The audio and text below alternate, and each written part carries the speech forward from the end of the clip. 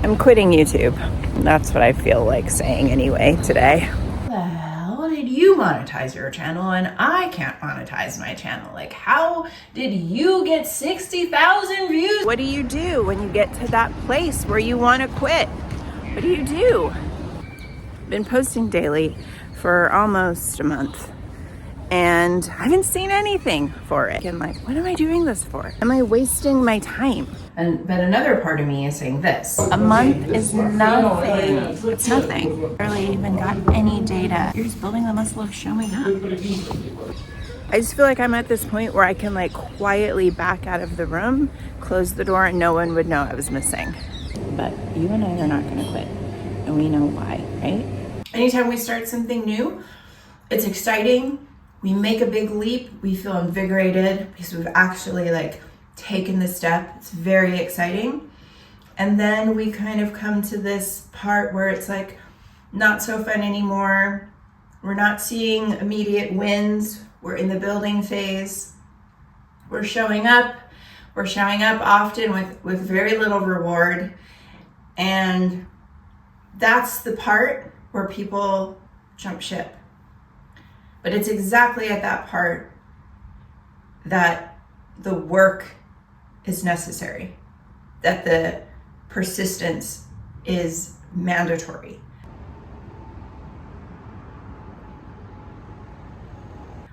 That is the path to get to monetizing your YouTube channel. The path to get there is making videos, iterating, trying new things, getting the data, iterating again, trying new things, until you get to where you're trying to go. A book that's really helped me kind of understand this whole philosophy is The Dip by Seth Godin. I'll put a picture up. Now, am I going to quit YouTube? No. Because I've done enough things in my life, I know this pattern. I went into it expecting this pattern. I went into it going, at this certain day, you're going to wonder, should you be doing this? You're going to wonder if you made a mistake. At this certain day, you're going to want to quit.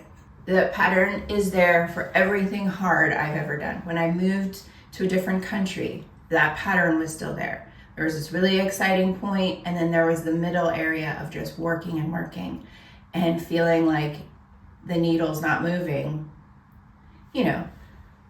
until I was able to push through all of that and get to the goal, which was living in a new country. I know the pattern. I think this is unusual for me because on YouTube, there's like this record. I can clearly look at every effort and see a numerical number there. And that part's a little different because before things kind of lived in my experience and in my head and how things felt, but seeing that number makes me go like, oh man, I'm battling my ego every time I put it out. And the resistance is there every time I step to try and hit record. But what do we do about that? We don't make the decision about quitting based on how we feel. That's the number one thing. Because feelings go like this. I'm not going to gauge whether or not this is a good project to continue based on my feelings. I'm going to go back to my vision and my calling and the sense of purpose. And I'm going to go back to that and I'm going to say, I know I felt like this was the next right step for me. My feelings aren't necessarily matching that today. That's okay.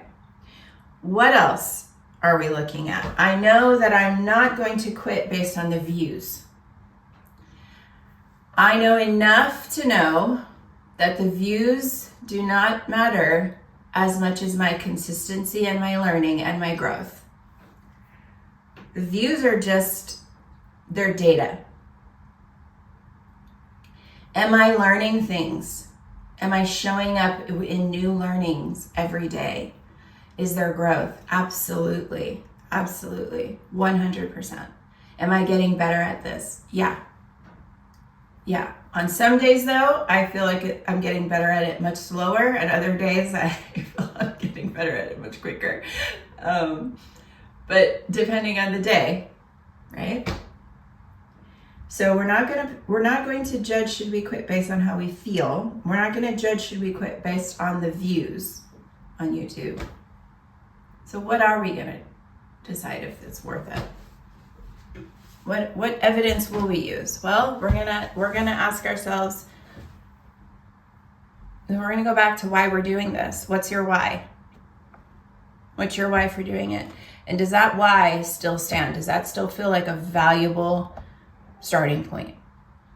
If it does, let's keep going. Let's keep going. The other thing we're gonna ask ourselves is, how long have we been doing this?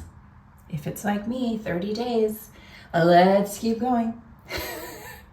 If it's 60 days, let's keep going. Let's keep going. The amount of growth and learning that needs to take place for us to get better at this, we're going to need some days. And depending on how fast you're putting out content, I'm doing it daily. If you're doing it once a week, you're going to need weeks and weeks and weeks and weeks, right? When I started this, I started with this mentality. The first 60 are going to be trash. I'm going to suck. This first 60 is going to suck. I'm going to put out what I can. I'm going to learn. I'm going to change what I'm doing based off the data I'm getting. And I'm going to get better. But that first 60, I'm going to create very loosely, not holding on too tight. I'm going to find my flow. First 60 is trash. How many are we going to count for you as is the amount that's like, you're going to be like, let's just discount this and put this solely as learning?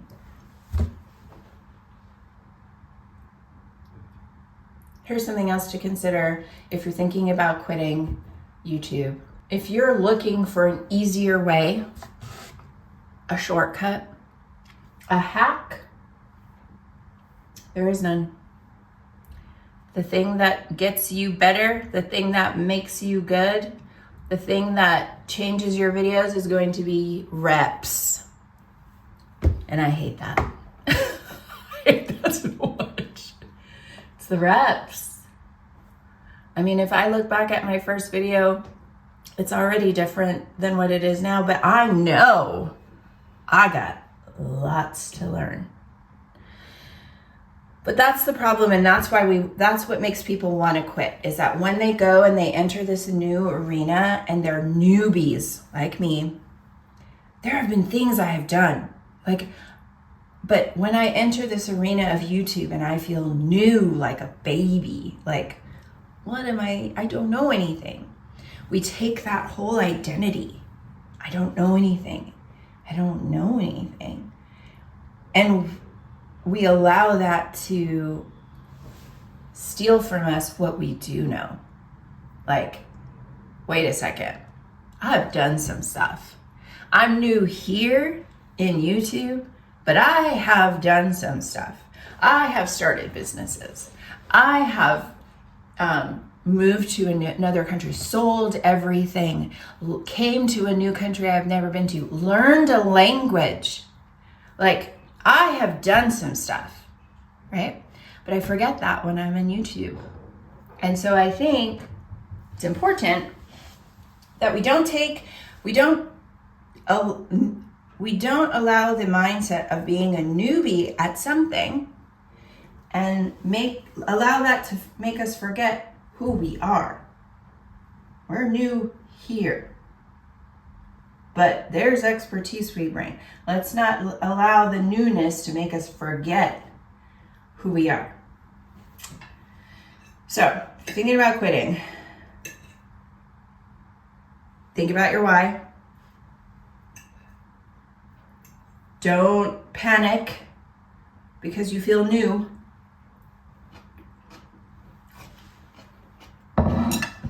You got something to share. You and I both have something to share. And we're gonna give it time, because the only thing that's gonna make us better is the reps. And yes, there's a spreadsheet of our reps that we just stare at all day long when we pull up our YouTube channel.